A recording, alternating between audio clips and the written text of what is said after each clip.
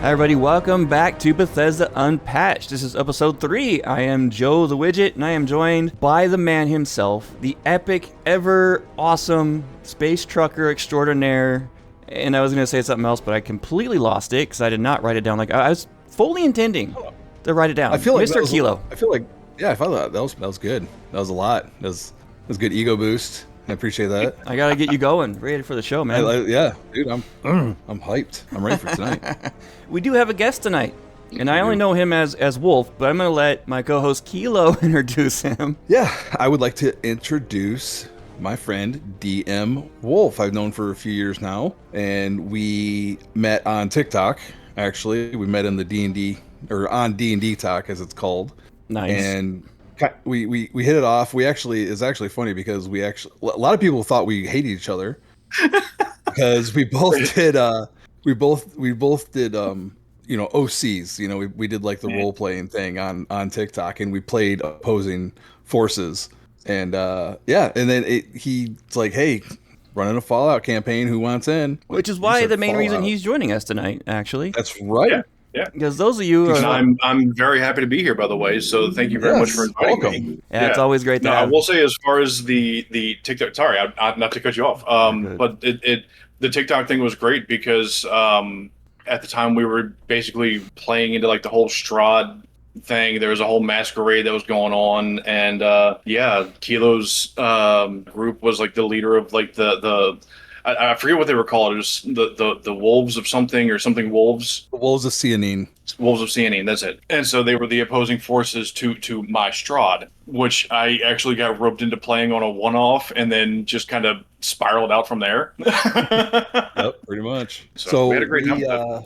We did, and we became friends, and he wanted to start a Fallout campaign. We are doing a little experiment tonight. We are experimenting a little bit with video, just kind of seeing how it's going. So I'm going to show this. This is the Fallout by Modephius. He's showing the guide for it, and I've never even known that existed. Vault 111. Oh yeah. Okay. Dude, it's amazing. It's an amazing game. It really is. Probably one of my favorites, if not my favorite role-playing game currently. I'm not going to go too far into like the whole political side of things with D&D talk and all of that in general, but yeah, we try to we have two main rules on this show: no religion talk and no political talk. Hey, no worries. Everything else is fair game. I was gonna say after everything that went down with WotC and Hasbro, I just kind of swore off D&D, and I've been picking up other systems since, and I fell in love with Fallout because I've been in love with the world since my first Fallout game I played was New Vegas, and I just fell in love with it from there. All right. I spent a lot of time in Fallout 76 this week. I'll get into that a little bit later. I spent a lot of time in it. I know Kilo spent some more time with his ships and doing some stuff in Starfield, so I know a lot of our listeners are really into that game. Yep. And of course, we're going to have a couple of other things about that, but yeah, we got a lot in the news tonight. A lot of things going on. Some articles that we're going to have to take with a grain of salt, but they're interesting enough to talk about. And then if we have time, we definitely got a Hey Bethesda. And if we got time tonight, we'll do a round Discord. So we're going to just go for it and see what happens, like always. But I just want to get right into our main topic tonight, the fascinating thing of this D&D game. So it's mostly going to be you two having the floor. I'll comment where I can, but I am a seasoned D&D player. I've only played D&D Pathfinder in the system that I developed with some of my fellow game designer friends called Naiad, Not Your Average Dungeon, but that's neither here or there. But I've never heard of the Fallout. Never even knew it existed, so it's mostly your guys' floor. I had no idea, and I got a little bit of shout out to Modephius. Some of the different systems that they've come up with, not systems, but this system, the 2D20, first of all, is entirely intuitive, supports combat and roleplay well, but they got a Star Trek one, they got one for Discworld, if anybody's familiar with that series. There's also, this is not the only Bethesda title on Modephius's catalog, there's also Dishonored. They have a 2D20 game for Dishonored as well. I have heard that one, so I don't know why I haven't heard of Fallout. I think Lord of the Rings on. They got a whole bunch of different stuff. But I'm gonna go ahead and jump right in here, and we're gonna get to Wolf. And Wolf, the first question I ask everybody on the show is, "What's your favorite Bethesda title?" Oh, hands down, Fallout. But which one? Hands down. Okay. Any of them. You can't do a cop-out answer. Come on.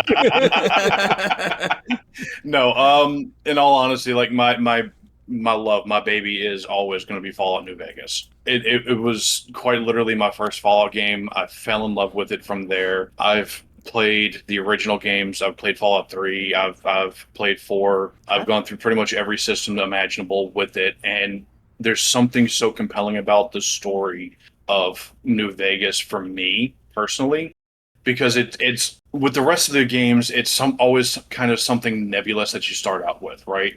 You've got the water chip failing. You've got your father disappearing on you. You've got your son being stolen away from you. Like all of these kind of more nebulous things that are external forces kind of compelling the story forward.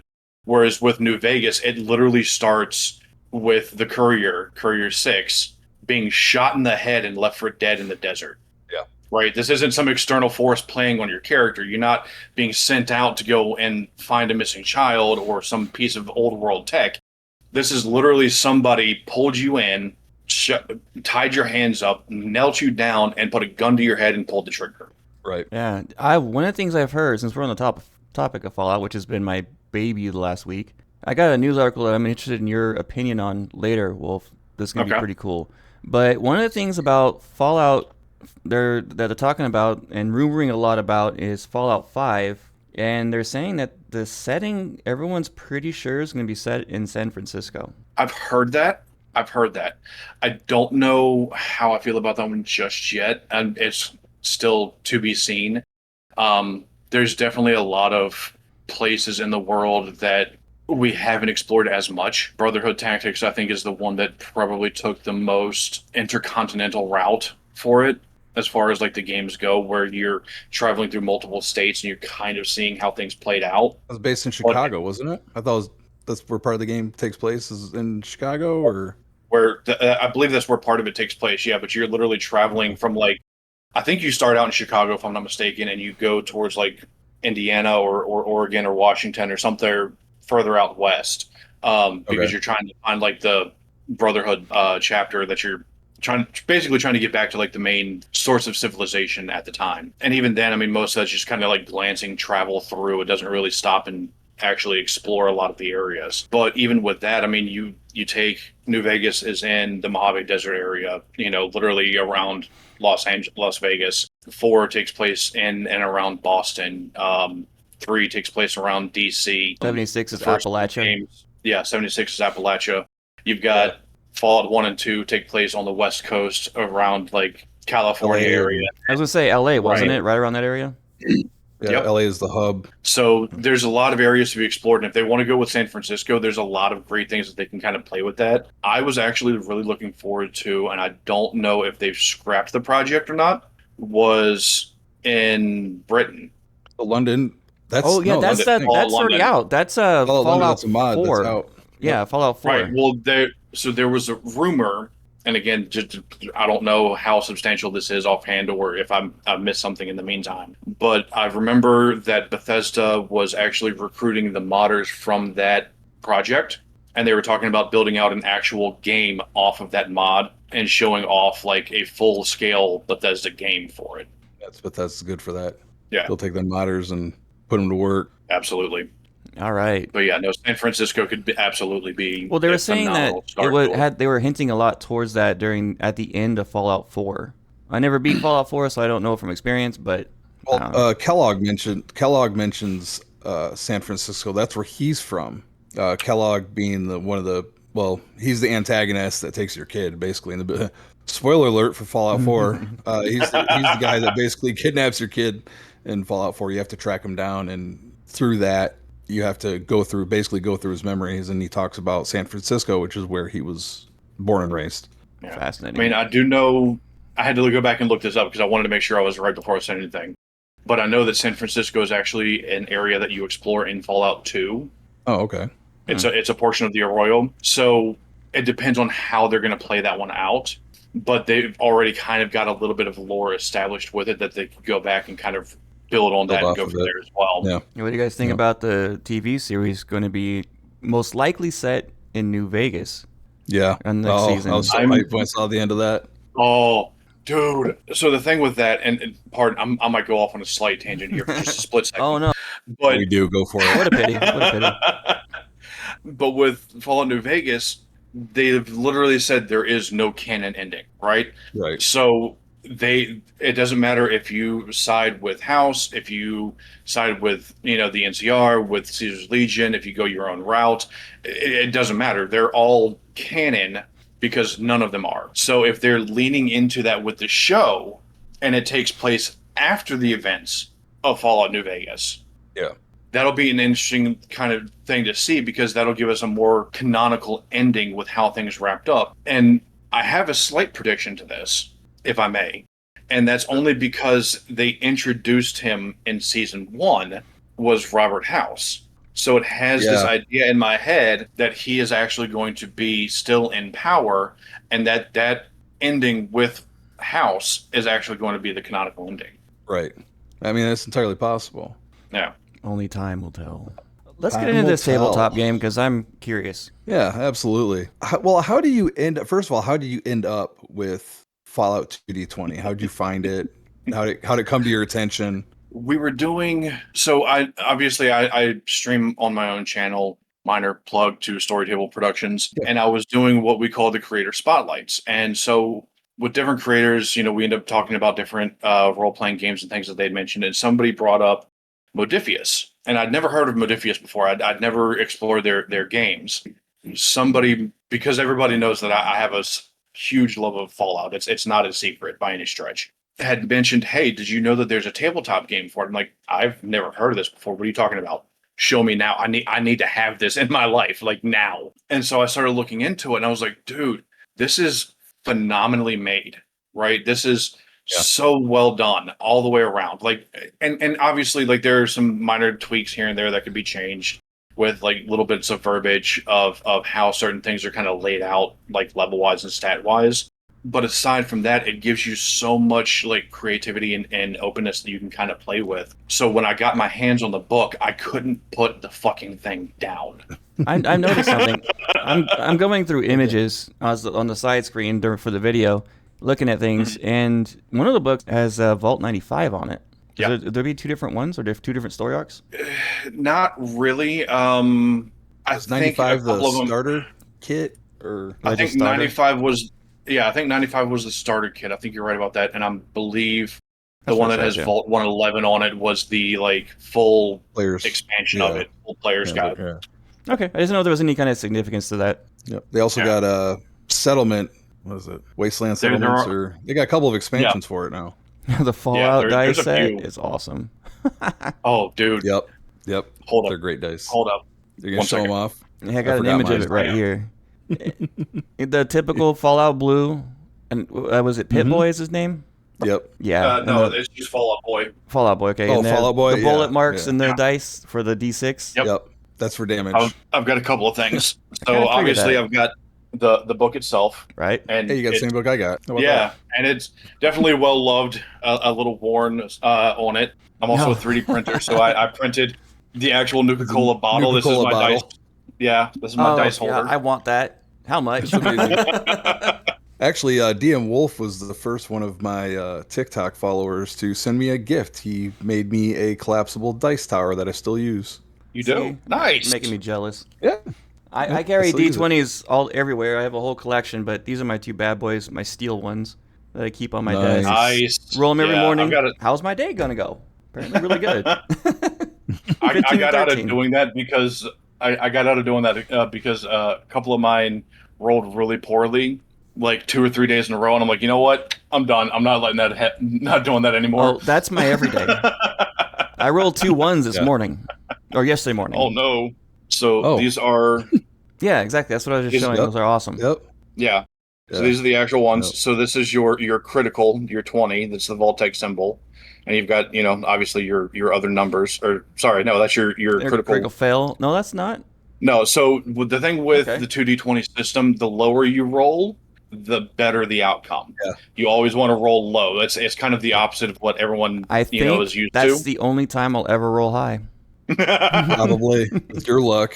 Generally, that's what we used to tell That's what you tell everybody. Come on the stream, like, hey, if you just have these dice that suck at D&D, bring them over to Fallout. He'll nail it every time. Every time, Except for every Wigit. time. Wigit has legendarily bad luck. Yeah, it's obscene. It's terrible. I've got one for that here in a minute, but yeah. So because it's roll low, the Vault-Tec symbol is your critical success. Oh, okay. And then the 20 is obviously going to be the worst outcome. Critical fail. Yep. Mm-hmm. You've got your body part dice that you use for called shots and things like that if you have the appropriate perks or if you do enough damage. See, my luck is I would do that. I'd be aiming for the head. I'd roll that dice. It'd be the foot. Oh, yeah. Oh, it never fails. Never fails. But then, of course, you have the actual damage. So you've got your typical D6. Right, which has the bullet marks. Blank sides. What's the blank side for? No damage. Just no damage. Okay, just straight 0. Got it. Yeah, straight 0. If you roll the Fallout Boy face, that is 1 damage plus an effect. So if you have a weapon that, say, causes burn damage or acid damage or something along those lines, it'll inflict that on it as well. Yeah. So you basically need those dice to play this game. Pretty much. Okay. There is a conversion in the book for standard D6, but it just makes it that much easier to use already having that there and not having to constantly either have that set off somewhere or flipping back and forth and trying to remember what you've got with whatever the case may be. Well, we need to do this the dice game. Are I want nice. to play. The dice are nice. Oh, we have to talk about a collaboration between Weird Chaos and Storytable. Oh, we can do that. We can do that. We heard it first. We heard it here first. No, the dice are definitely nice from Modephius, but you don't need them to play. There is a way to play without them, but it is much easier with the dice. Yeah. Now, I will say this is not something that you need for the game, but my girlfriend, Sarah from Our Dragons, got this for me, and I actually do use it in the game, and my players hate it when I pull this out. Okay, right, let's see it. It's a tarot deck. It is a tarot deck. Oh no, that's a Fallout tarot deck. Yeah, that's he's definitely showing us a Fallout tarot deck. So there are audio listeners. That's what he was showing us. That's and it is entirely Fallout themed. Let me pull some of these out real quick just to kind of show you guys what I'm talking about here. Basically, so you actually have the explanation book, like most tarot card sets have. So, but you have your steel. Page of steel. So your dance a little bit there. Paladins, right? So you've got your paladins, you've got your brotherhood, you've got your knights of the lanterns. So the railroad. That's Deacon. That's a picture of Deacon. Yep. And then even the major arcana. So you've got the Empress, which is the robot from Soltron bot. Oh, I hate those things so much. Bot. In 76, I hate those things. and so literally, hate them in every game. 7 of muskets, oh, nice laser muskets. The laser musket. 9 of synths. 9 of synths. That's interesting. So that's a little weird. And so it just throws in a nice little extra bit of chaos for my game, because what I'll do is I'll just pull it out. I'll pull 1 card, 2 cards, whatever, and then I'll just look up what it has for the meaning for it in the book, and then I will extrapolate that and make it into something in the game. Okay, that's good GMing right there. That's what that is.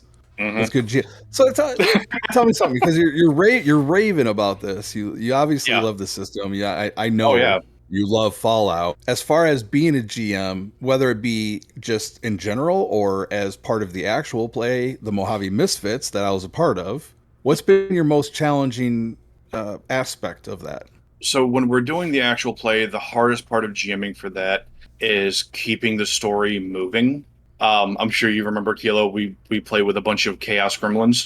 There's a big difference in the stream between when I was there and when Venomous was there. And if we were missing, it was completely absolute chaos. It was lunacy is all it was. Yeah. Yeah. And so it's kind of pointing in that direction without putting up the big freaking sign, go here, and trying to keep people moving, because they would either get sidetracked with in-game character conversations, or just coming up with these insane ideas or whatever else, and not knowing how to kind of keep things moving. So it came down to direction and pacing. Gotcha. When it comes to playing in a home game, right, it's not being prepared for the level of insanity that some of my players come up with. Right. Okay. So what I'm hearing is normal stuff for any GM to deal with. Oh yeah, absolutely. Absolutely. Yeah. Was it a meme I saw a little bit ago? It was I don't know why anybody says that tabletop is hard. All you have to do is say something insane, the DM size, you roll some dice. It's amazing. Yeah. Yeah. It's really what the whole thing is. As a player, absolutely. As the DM, it's just, God damn it, not again. I've DM'd way more games than I ever played in D&D. I am the forever DM. I've had one campaign that I played to completion as a player, and that's it. That's pretty good. Yeah. If you got one under your belt, you're doing good. Right? That's tough. one. Yeah. So what do you think? What do you think of? Okay, so let's talk about Fallout, and of course, I mentioned earlier, Modephius has a lot of other stuff in the 2D20 system, which I love the 2D20 system. Like I said, it's versatile. You can adjust the skills. It makes for great combat and great role play together. Mm-hmm. They have some other stuff in there too. They got a couple. They got a Lord of the Rings game, all sorts of different things. Now, what would your thoughts be on a 2D20 system, sans politics, as an alternative to things like D&D's D20 system? I honestly love the D20, the 2D20 setup. I love the way that everything works with it because it kind of gives a bit more versatility to the game. You know, you have a lot of times you get the 1D20, you roll it, and then that's kind of the final outcome. Like you only have that one option. When you're rolling 2D20s, however, it gives a little more wiggle room on how you want to play things. So it gives you a little bit more creative liberty, a little bit more freedom, especially as a storyteller or a dungeon master, you know, running the game. Because there's so much gray area between, you know, oh, you roll an 18 to, oh, you rolled a 6 and an 11. How are we going to go about this? Oh, that sounds something like a booby trap door that somebody decided was just going to tamper with the tripwire. That sounds like a familiar. That sounds familiar to me. I'm sensing an inside story there. Yeah, So, we were. Go ahead. You want to tell this one, Wolf? You're the guest. Tell it. Are we talking about the door in the When we found the vault, ranger. or When we found the ranger, okay. the camp. Yeah. Yeah. Okay.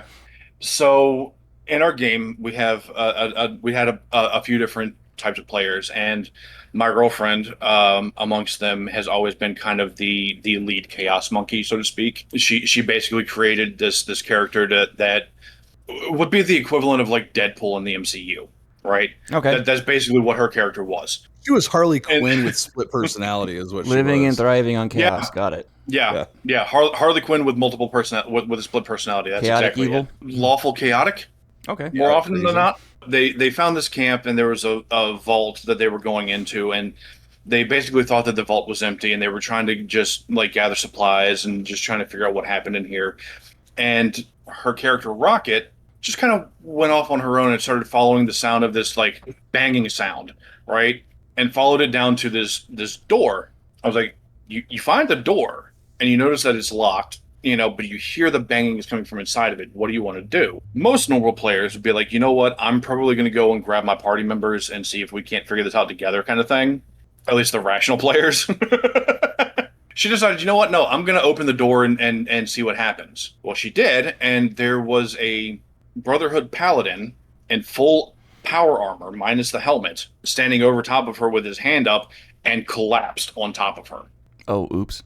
It was a You series know? of bad rolls that led to that. Yeah, it was just one 100%. bad roll after another. Yeah. And essentially what happened is the Brotherhood Paladin had been sent out on a recon mission of some kind to, I forget the exact specifics of it offhand, but he was basically just looking for like pre-world tech. And he walked into this room and the door was booby-trapped, and it started like asphyxiating him by pumping in this gas that was basically just suffocating him to death. And it was just a bad roll on her part that the door opened and it dropped on her because he had just expired. Yeah. You know what? I just now figured out why my players absolutely love me being the DM. I made the game too easy for them. Oh, made the game too easy. My rolls. You made it too easy. What do you mean? The rolls made it way too easy. Apparently, none of my enemies for them could ever hit them. Couldn't hit the broadside of a barn. So, yeah. Oh no, that's fine. We actually, so I actually implemented a rule with this game, and I think Kilo was still there for this. I don't remember, but it was basically you had one death. You could come back from death one time, right? And so you would have this kind. Oh, because this was just after you had left.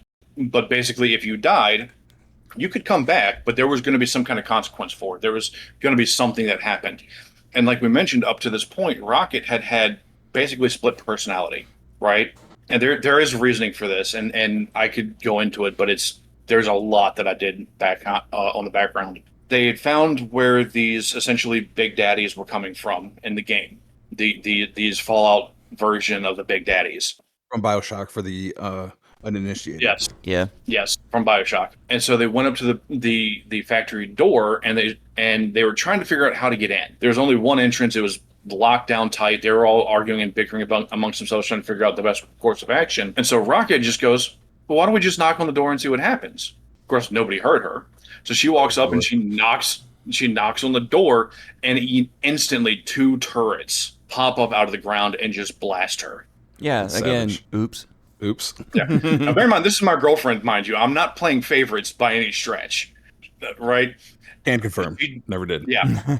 She dropped to 1 HP, which was essentially death at this point for her, and had this moment where her 2 personalities merged, and became one person. So normal. Like the normal for this kind of scenario in a game like this. And ever since then, because of this, we joke that Rocket now has turret syndrome. Turret syndrome. That's amazing. PTSD with turrets. Yeah. Post turret distress. Yep. Yeah. I gotta ask you. I put this one in the notes, and Wigit said it shouldn't be in there, but I'm gonna ask it anyways because I'm me, and you should expect this from me. What's it like having Kilo as a player at your table? It's terrible. I'm gonna It's surprise awful. you with this one. I'm gonna surprise you with this one. You're gonna surprise me with this I one? miss having you. I miss having you at the table. You were probably one of, simply because of the fact that you were a veteran to TTRPGs. You kind of came up with a plan and executed it, and kind of helped keep people on track with it. You were more or less the conscience and guidepost of the party for a long time. I can see that. Yeah. I can see that. You were one who just kind of like rolled with the punch and took it. Mm-hmm. You know what I'm saying? And just kind of kept rolling with it, where everybody else, if I hit them with something like that, it was like, I'm sorry, what the fuck just happened? I'm just like, nah, we're dealing with this now. Yeah, and I love my players to death. They come up with some amazing theories and concepts. They do. But a lot of times, because they would be so thrown off by stuff that I would throw at them with it, not remembering that this is Fallout, it would break like the whole like concentration of the group for like, I don't know, 20 minutes at a time. Seriously. They need to make an Elder Scrolls version of this, and if they do, I'm going to have to change my pants. Yep. Actually, that's my Hey Bethesda. That was my Hey Bethesda this week. I didn't even look at that. My bad. It was. So my Hey Bethesda, we'll throw this in here. Yeah, there we go. Bethesda, we want Modephius 2D20 game based on the Elder Scrolls. There it is. Exactly. I can get behind that 100%. I would love that. I'm in fact wearing one of my Elder Scrolls shirts tonight, my Dark Brotherhood. Know. I see that. We know. I love that. We know. I'm wearing my zombie t-shirt. I was planning on grabbing my Vault-Tec shirt, but can't find it at the moment. There is actually a TTRPG for Elder Scrolls called Delvebound. It's an unofficial. It's an unofficial Elder Scrolls game, but we've looked at it a few different times, and it's actually really well done. Okay, Delvebound. Yeah, I'm looking it up right now. Unofficial Elder Scrolls role-playing game. Okay. All right. We're going to go ahead and continue on with the rest of the show, unless there's another question you want to ask. Just one more thing. Is there anything that you would like to plug? Socials, future projects, anything that you got coming up? Oh, God. I have been on like a 6-month hiatus from streaming, but I am planning on coming back with another season of the Misfits. We had some things just kind of fell apart on the last season. We didn't quite get to go where we wanted to go with it. I'm hoping before the end of the year, if I'm lucky, we'll be able to get back into it. Okay, I got one more question for you. Sure. Has Rocket gotten to go to Nuka World yet? Not yet. Not yet. We're not there. No Death Claws. Not yet. No Nuka World yet. Okay. No. We had it up on the Twitch for a while to, for subs and stuff. Like if we got to a certain point, we would all get Death Claws that we can ride, and we would go to Nuka World, which is I would love to have a riding Death Claw. Yep. I want to say I set some ridiculous level too, just because either it was going to happen and it was going to be phenomenal, or it was going to be a shit show and it would never happen. but I think I said it was something along the lines of like 1,000 subscribers on my Twitch channel. So there was this rumor that was actually spotlighted in our Discord recently about them creating vehicles, buildable vehicles in Fallout. I think Fallout 76, similar to how they do shipbuilding in Starfield. Yeah. So I would love to see that happen, especially in either in 76 or in the whatever Fallout game that they come up with Fallout next. 5, yeah. But there was it Fallout or Fallout 2, where I want to say it was Fallout 2, because they were the chosen one, had to actually rebuild a Chrysalis Corvega to actually get around. So that is something that they've done in the past, but it's not been like fully customizable, like Starfield level building, obviously, because it was very, very limited at the time with what you could do. Oh, yeah. Right. I think something like that would be amazing in 76. I mean, it'd have to be some off-road because all the roads are blocked and damaged and destroyed, and it would be amazing. When I was playing Fallout 76 this week, I kept thinking, I want a vehicle, especially when I was running across the entire map to go get fishing. We'll see. I mean, if they do add it, that'd be amazing. Have the ability to build a garage in your camp. But let's get into our play. But Mr. Wolfe, you are welcome. What are you holding? What? Sorry, I would love to stick around for the rest of it. However, I do have one quick thing to toss your way. I just don't remember which one it was. But because you brought up 76 again, the really nice thing with, I'm all for it. I loved playing 76. I think we played it for probably 3 or 4 months on my channel as a community game. The really cool thing with that particular game is that the devs actually went to West Virginia through the Appalachians, and they were taking all kinds of like pictures and scenery and like trying to like get as much of it as they possibly could as close to the reality of it. There's a motel in 76, and I just don't remember which one it is, that if you go to the motel in the game and then you go to West Virginia, it is like step for step, block for block, the exact same layout as the motel in real life. Just more corrupted and beat up. Yeah.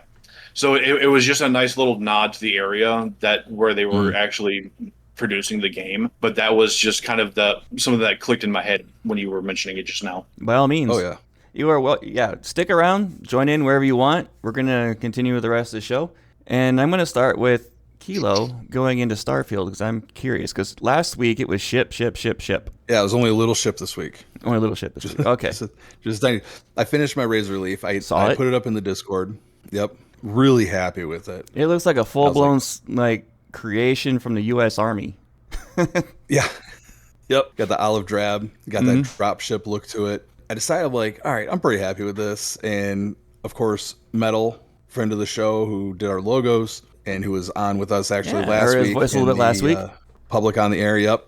I was like, I'm going to go to the subreddit, Ship and Pilot, and I'm going to post this ship. So I made a fake company because that's like his whole thing, right? Because Ship and Pilot is like car and driver. Right. So everybody's doing all this other role play. So I made a fake company called WK Industries as a little nod to us. Yep. And I'm like, I don't know. Like, I see all those other ships. Like, they got some beautiful, really well done. I mean, some of this stuff looks like it came just straight out from Bethesda in the game.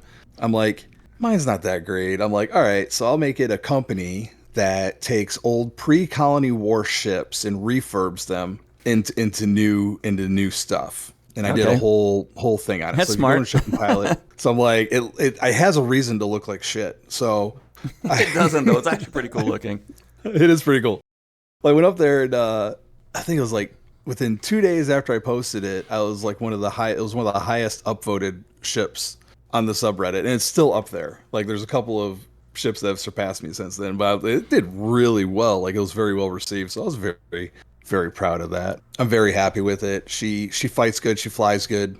It's a nice little Class B. That's more important than the looks, sort of. Yeah. Well, for me, it depends. For somebody who obsessively builds ships, it had to look good too. Hey, my last ship looked like garbage, but it flies well. It does the job. That's what matters. They could just Millennium Falcon style. She might look like a hunk of junk, but she get you there in one piece and back in record time. Yeah. Right. That's right. It's fast. She is actually quick. I got those Aventech engines on there. It's like, oh yeah, those will do the trick. 250 speed, like 56% mobility per engine. Good God. So, yeah, she's zippy. So I got back into Watchtower. I did the Watchtower again. I need to get back into that. Continued with it. Yeah. Well, I went back into the Ranger quest line. I'm like, I'm going to do Watchtower at the same time. Not that the game gives you much of a choice. 'Cause as soon as you fly anywhere, it's like Watchtower drones all over the place. Went to Hope Town. Went back and met up with Naya, who's the ranger that you rescue. Went up and to see Ron Hope, especially after like already knowing what this guy's about. He is so severely punchable. And he's the worst, man. He's such a douche. And I went through and I asked him all the questions. I'm like, I'm doing full ranger. Like I am grilling this guy about everything. And every answer, such a throwaway, such a dodge. And even Naya, I know Naya feels that way too. Like we're missing something. I'm like, yeah, fuck you think we're missing something? Yes, absolutely. No. He's obviously dancing around this shit. Oh, but he's part of the council, so we have to show him respect. And BS. I'm like, whatever. I'm gonna shoot him in the face later, anyways. But it's wild with that one, going back and playing through that again, and then recognizing how much he dodges. When after you already know what's going on. Yeah, it's a lot. It's a lot like that with a lot of the other quest. I know Wigit will sympathize with this one. Is the end of Andresia's personal storyline. Yeah, it's the same way. Because you're going through and you're listening to him again, and you're like, nah, not happening. Nah, dude, we're not doing this again. It's just horrible. But I tell you what, the final frontier with the turrets on it, right? Because the Watchtower mod, if you missed previously, you haven't played the mod, it allows you to have wingmen. It has your other ships in your fleet you can assign crew to follow you around. Oh, nice. And the final frontier is the frontier that I made into this huge fire support ship. And Wigit and I were talking about this last week, how I put nothing but turrets on this thing. Yeah, which was actually really smart. It worked out really well because it was taking out enemies about as quick as I was. I need to remember to do that when I log back into the game. Go back to my support ship and load it up with turrets. Yeah. So I got on my ship, all I got on the Razor Leaf, the Praying Mantis, all I have are like the main 4 companions and, Cora and Vasco. No, lucky you. Yeah. And then Wolf rolled his eyes, which is how I feel about those two. Yeah. I actually downloaded a mod for that one just to shut her up. Oh, okay. Yep, there is a mod for that. That's true. It's like, yeah, it's I'm about there because I had one. I want to say it was an opening dialogue to a quest line. It was an encounter with a ship in space. I'm blanking on it right now because I'm recording because I'll remember it later. The curse always happens. How that goes. The curse always happens. But it's like I'm trying to listen to the people that are actually talking to me who may or may not try to kill me. And all I'm hearing is, I think it was a conversation. It was a conversation between Sam and Sarah where Sarah's like, you shouldn't have Cora on this. Sarah's being a reasonable adult and say that maybe you shouldn't have a child on a ship that's constantly going into battle and into dangerous places or whatever. And Sam, blah, blah, blah. That's all I could hear. I couldn't hear the dude that I was actually trying to talk in the ass. So one of the things I used to build my ships, I'm going to shout out to another mod here real quick, is the Owltech mods are really, really cool. I featured them on a previous show before. It's worth checking out. They put a lot of work into the interiors. And it's kind of like Crimson Fleet themed. Some of the interiors are just amazing. The Owltech Troop Bay, I like using that over the armory because it looks like a ready room for soldiers. So it's right there between my airlock and my landing bay. So you drop down in there and it's got, I don't know, probably like 12, 14 mannequins in there lining the walls, all these cubbies, a spot for the helmet, a spot for your equipment. So you can just kind of line everything up. It's so nice. Because I like holding on to a lot of my stuff. Like I have the extra Mantis suit that I got from that mod. Decorations. That's in there. Yeah, exactly. It looks, it looks cool. Looks lived in, Plus it's got equipment storage, which is all nice simply because I have so little storage on the Razor Leaf. That's the one thing I got to work on. But right now I'm just, I just arrived back in Neon and I'm getting ready to go see the Ranger on Neon and continue that quest line. I think it's prudent actually to finish Watchtower. That's what I'm going to do when I get back in the game is just finish it because I want the maximum fleet size I can get. That way I don't have to worry about space battles. When I'm doing everything else in the game, Yeah. Just let my crew take care of it. I'll go do my business. I can't imagine because that one battle I probably came up against. Oh, dude, I don't know. It had to be like maybe let's say 6, 7 watchtower ships of different I beat you on sizes. that one. I had to at least 15 I know. once. Well, I understand that, but I'm saying in this circumstance where I had one wingman, two ships versus 7. You beat him though, right? And we wrapped that shit up in 45 seconds. Yeah, see, when I took on that huge fleet, I was dead in less than 15. Right. I'm just saying, like that. It offers definitely an advantage to have big time. And if you can have your full crew, yeah. and it's, especially everyone who loves building ships, which is actually a big community that is really into shipbuilding. I enjoy it most of the time when I have time to sit down and actually do it. Yep. You can I had one of my main character, my sniper. I had an entire 3 or 4 ships that I custom built that were completely badass, and I kept thinking, man, I would love to have these in a fleet. So that would love have to been be able ideal. to use them. Absolutely. I'm thinking about maybe getting the rest of my ships are going to be all little A classes and just have all these zippy little fighters flying around. I got my big fire sport ship that can really lay down the firepower. I think that's the way I'm going to go with it. Nice. For sure. By the way, on this show, I have not mentioned it yet. On Facebook, Starfield Shipyards, no mods, no salt, still going. I have stepped down as admin. I'm no longer admin of that group. I am just a moderator, but Nick Blake is one of the guys. Yeah, Nick Blake is one of the guys who took over there. They're still doing a great job. They recently had a build challenge called the Wigit. I saw that. Where the winning entry was basically a ship that looked like the hard target, because that's Widget's gun of choice. Love that thing. Nice. Yeah, a lot of cool stuff over there. And all no mods. No mods. They're all doing it vanilla. It's really impressive stuff. Wow. That's it. That's my week, man. I went in to Fallout 76. I was thinking, I'm going to play Fallout 76 a little bit. Then I'm going to play some Starfield. Get a little bit more variety going on. Maybe some podcast brain fart going on. Oblivion remastered. Yeah. Oblivion. There you go. I still got to get it back into Doom. Great stress relief. You were not kidding about that. Yeah. And Doom Dark. But when I got into Fallout 76, I didn't stop. I didn't. It just consumed my playtime in the week. Other than my other obsession, which isn't even a Bethesda game. But so I got in. A lot of fishing though. I had a little bit. Saw that in the Discord. Yeah. Yeah. The first thing I logged into, I did a new event that I hadn't seen before called Most Wanted. And there's this little section down south, which is they added to the map recently. It's like a fair or a theme park, a little mini theme park by Nuka-Cola. And there's a section of it where it's like this cardboard, like these wood cutout of an old Western town. Okay. And there's a wagon in the middle of this town, and there's these cardboard characters that have, not cardboard, but wood characters, 2D, that have little like loot things on them and safes everywhere. And the whole objective is you got to go rob the town, load it up into the wagon. And then when you get the wagon loaded up, you see the wagon get heavier and heavier and heavier as you add more and more loot to it. You have to defend the wagon. Thankfully, I had 4 other people that were like levels 400 plus with me, so I was just sitting there taking pot shots at things while everybody else was getting, melted. It helped me out a lot. I started out at level 14 at the end of the week, or at the start of the week, and I'd say about 300 XP away from hitting 20 finally. Nice. Okay. Yeah. Not bad for a week. Yeah, it was fun. But I got my favorite gun in the game so far from that as a reward. And it's an old Western 6-shooter called Gunther's Big Iron. It's a 45 caliber 6-shooter, and it wrecks. Okay. It's more powerful than my sniper rifle. Oh, wow. It destroys, and I'm absolutely loving it. Yeah, I'm going to put a scope on that bad boy.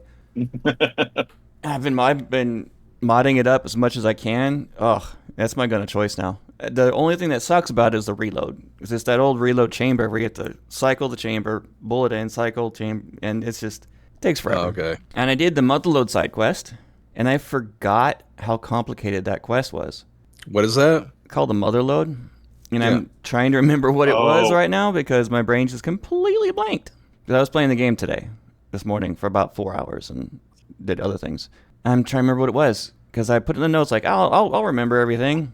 Nope. Every time you say that. Yeah, I know. And it had really good talking points for it, too, because...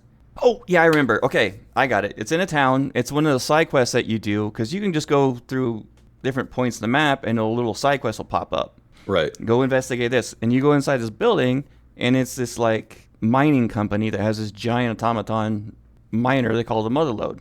It's broken down. Ornroyd Industrial. Yeah, thank you. So you have to go in there and try to figure out how to get... access to go down up to the executive suite, basically, And that took forever to remember how to do that. And there's a couple different ways you can actually do it. I wound up actually just getting the ID card directly from one of their execs and got up there and completed the quest. And I got a gun off of it, which was a submachine gun. So I finally got my first machine gun. Nice. It's basic, bare bones, not legendary at all, but I'm going to make it legendary. Okay. And I that's the whole thing. I'm trying to get away from my sniper, Wolf, because I'm a sniper addict. Any game I play, it's sniper. Yeah. Whether it be bows or sniper rifles, it's sniper. Yeah. I end up doing the same thing, and I have to really work my way out of that one. So I'm going to try to go small arms for a while, because after I got my 6-shooter, it's like I'm feeling like Wild Bill Coyote over here. But yeah, with that big iron on your hip. Yep. While looking like a fireman from the 50s. Well, looking like a fireman. Fireman with a big iron on his hip. If I can find some, proper attire with the 10-gallon hat and everything, that'd be great. That'd be dope. I ran across a beast I don't remember ever seeing when I played a couple of years ago, called a honey beast. And it looks like a giant bee. Those things. Yeah. A giant bee with no wings and a hive growing out of its ass. Mm-hmm. And it was nasty little massive. Bug. They're massive. And it was fighting 2 ghouls, and I was just running down the road trying to get to my objective. And it was just, I watched them duke it out. When I kept an eye on all their health, and as soon as the ghouls were almost dead, pop dead. I got the XP for it and took out the bee. The first time I ran across one of those, we were playing it for our community game night, and I'm sure there's a stream of it somewhere on our YouTube channel. But I went back and I was just like, "What the fuck just took me out?" Because I didn't even see it. It was one of those things that just kind of pops up behind you. And so I went back to grab my gear, and it's just sitting there. I'm like, what the fuck is that? And that's exactly what went through my head. Is like, what the hell kind of hell spawn are you? And my luck played a big effect. Your luck. Earlier, when I got off the game today, I did an event by accident where I had to kill a boss monster. It was like one of those sea creatures. I can't remember the name of them. It was in the northern map. So I got this coming after me, all its minions. I wind up finally killing it with my 6-shooter. And I'm trying to survive, popping Simpacts like they're candy, and the other guys coming after me. I take them all out. I go to loot this boss, because I usually carry a legendary, right? And the vehicle on the bridge I didn't see that was there exploded. I went back 50 feet the other way, and the boss went the other way somewhere. It took me a solid 10 minutes to find its corpse behind a house. Oh, man. Amazing. Very easy to do. And I did something very stupid. I found a really cool camp by a player Biggity Bear 2500. Really awesome camp. It was on the side of a cliff, on top of a giant rock, and it was the best view I've ever seen in the game. So I went and checked it out. It was awesome, and he had a vendor, so I went and saw this awesome combat rifle. 3-star legendary. He only wanted 250 caps for it. I had about 800. I was like, yes! Bought it. Went to go equip it, and realized it was level 50. Oh. So I'm going to be hanging on to that for a long time. Yeah, no kidding. For quite a while, because I'm not even 20 yet. One of my best moments of the game this week. So I decided I got to try out fishing.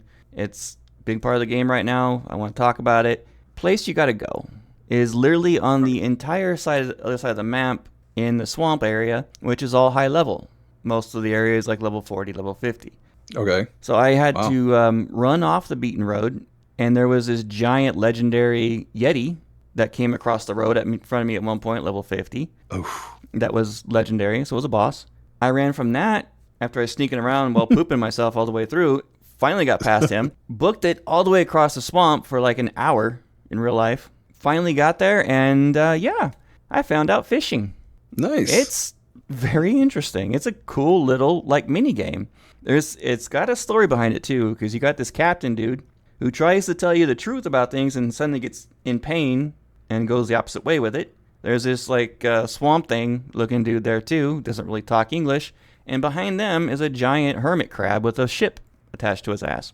So wow. Yeah, and one of the things you gotta do a lot is when you catch your fish, you cook them into fish bits. You take those fish bits, you can either cook it in your recipes for your food, or you can put it in this giant trough for this giant hermit crab, who will then spit out some kind of item for you to make room in its stomach. Randomly, mind you. Randomly. Okay. One time I got a power armor arm. I hung on to it because I'm going to use power armor at some point. Yeah. And I'm convinced this giant hermit crab is somehow psychically controlling the other two clowns to get him food. That's hilarious. That would track with Fallout, actually. Yeah, that would 100% on brand. I haven't seen the whole story, but I can put 2 and 2 together, or 3 and 3, depending on how you look at it. But the fishing game itself is really interesting because you don't control how far you cast. You just go up to the water, hit fish, and you have your rod right there, and you just hit cast, and you just do a little plop into the water, and you wait. And the bobber's going up and down, and as soon as it goes underneath the water, you hit reel. And when that happens, a little radar screen pops up. Okay. That has a fish indicator, and you're down at the middle of it, and you have the radar tab. And you gotta just match that up with the fish until you reel it all the way in. And if it goes all the way off the radar screen, you lose it, which happened to me many, many, many times. The first 3 fish were super easy. It was the first part of the quest. They did it on purpose so you can learn how to fish, right? Then I found out that it takes actually a little bit of skill, and you have to learn how to predict the fish. And there's fish that are way more strong than my current rod setup will work. And they have the rod set up to where you can upgrade it and modify it. The hook, the reel, the actual rod itself, different various factors, different types of bait. Okay. And all different kinds of fish and legendary fish that can only be found at certain times of the day, at certain weather events, in certain areas. And apparently if you get glowing fish and feed them to the giant hermit crab of doom, that psychic hermit crab, he'll give you some better items. And I have, with my luck, I'm not going to ever find them. But I'm trying. Someone in our Discord did find a glowing one. Who was that? Oh, Nixter. It wasn't really glowing, I don't think. It was a You're electrified. just making me want to go back and play Fallout fog hill. 76 again. Yeah, it's worth it.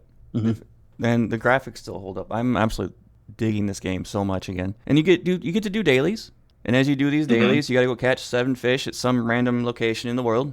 Luckily, my daily today was right at the Fisherman's Wharf.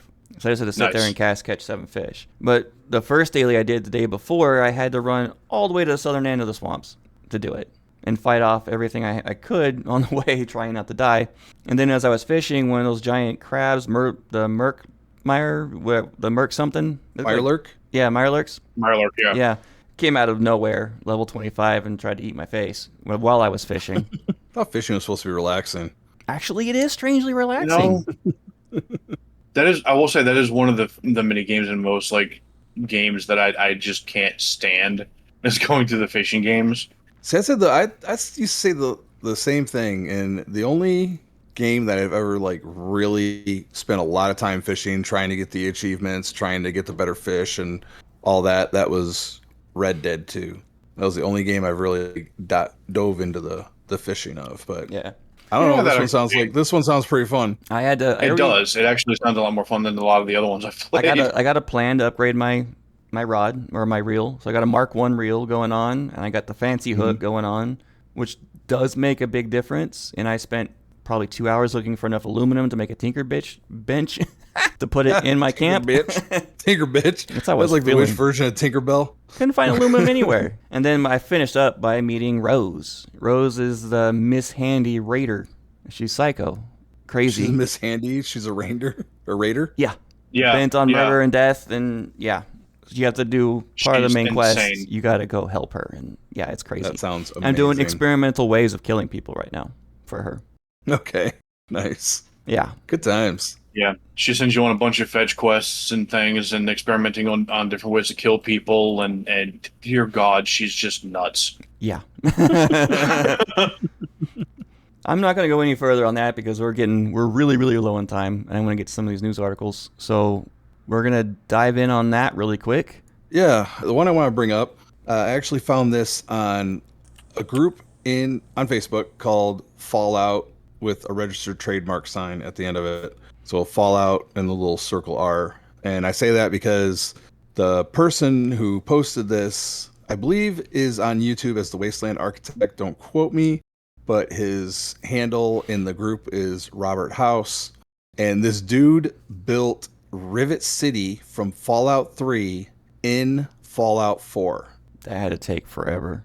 Dude, look for it on YouTube. It is amazing. He's got the marketplace. He's got the deck. He's got the hotel. He's got it's like almost piece to piece of Rivet City in Fallout 3. It's it's insane is what it is.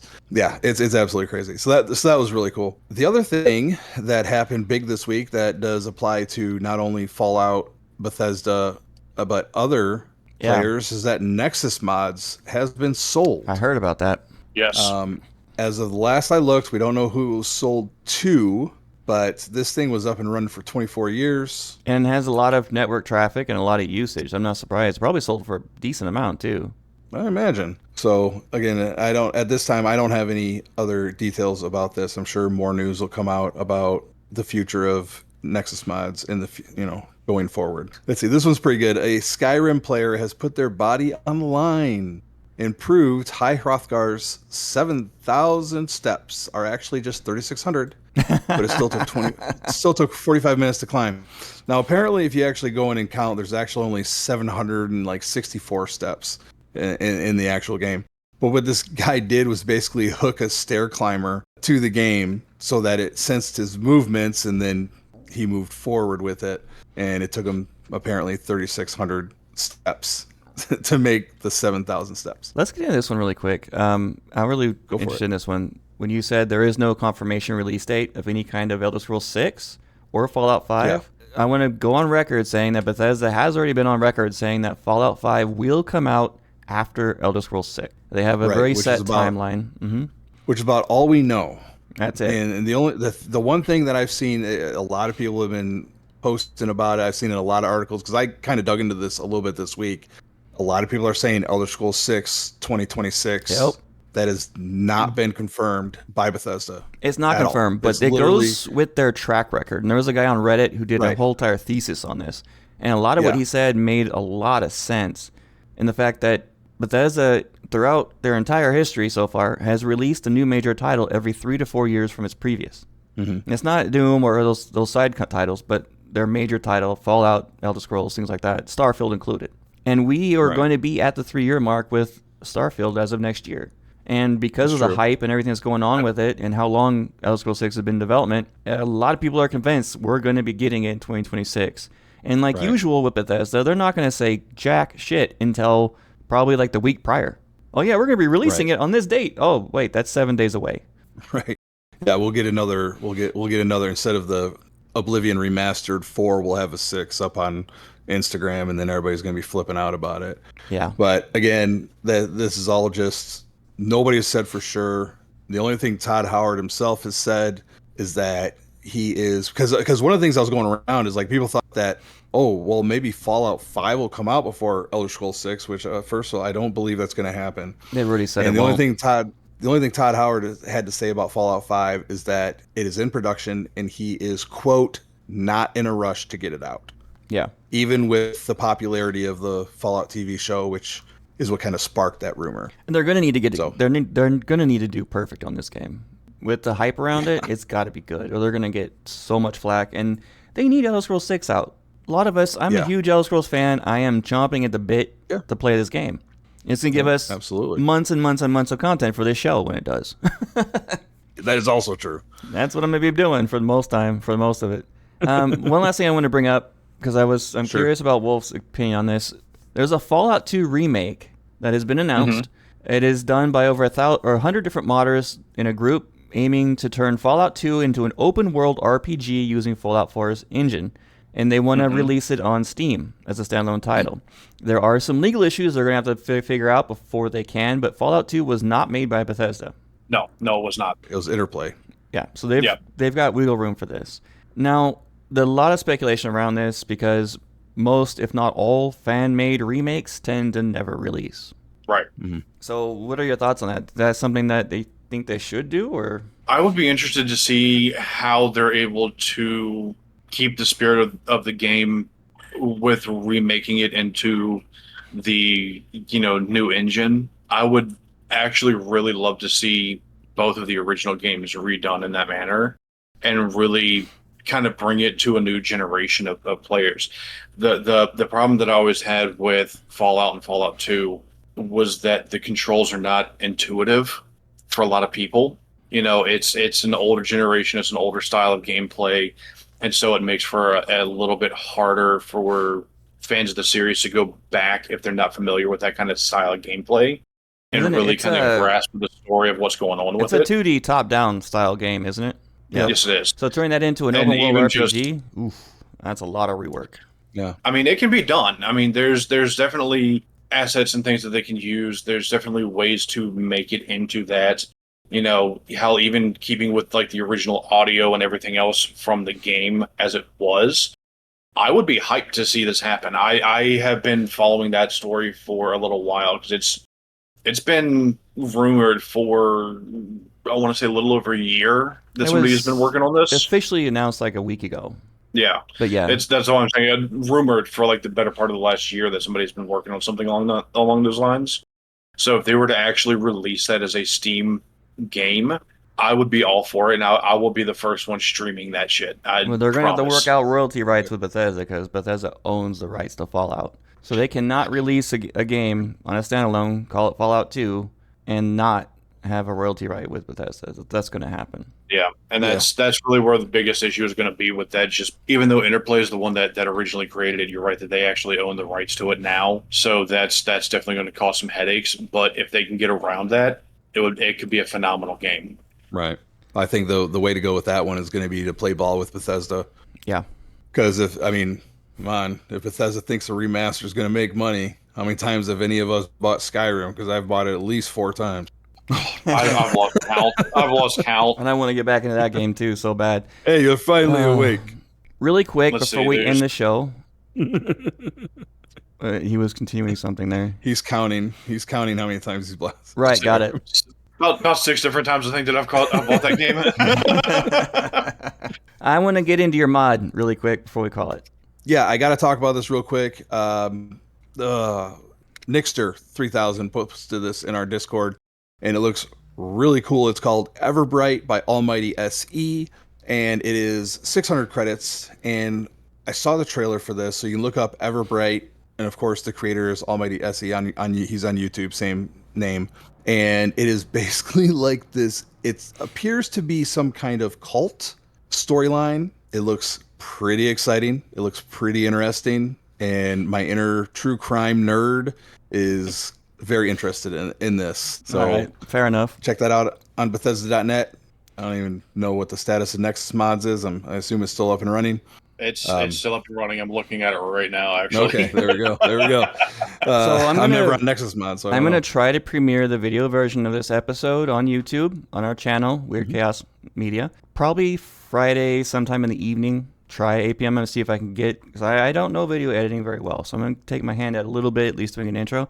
I will have our Linktree information down below for the ones watching video, and we're going to talk about our Linktree information right now on the air. Bethesda Unpatched is a Weird Chaos Media production. Your hosts are Joe the Widget Wilson and Michael Kilo Litwin. Produced, directed, and edited by me, Joe the Widget Wilson. Opening theme and outro by Joe the Widget Wilson. Social media manager, Michael Kilo Litwin. Find all of our contact and social media links on our Linktree at linktree, linktr.ee/Weird Chaos Media. WYRDKHAOS Media. And that's going to be it for tonight. Thank you so much for joining us tonight, DM Wolfe. Really appreciate you. Yeah. We got to get you back on. Great having you guys for having me. Yeah, absolutely. All right. So that's it.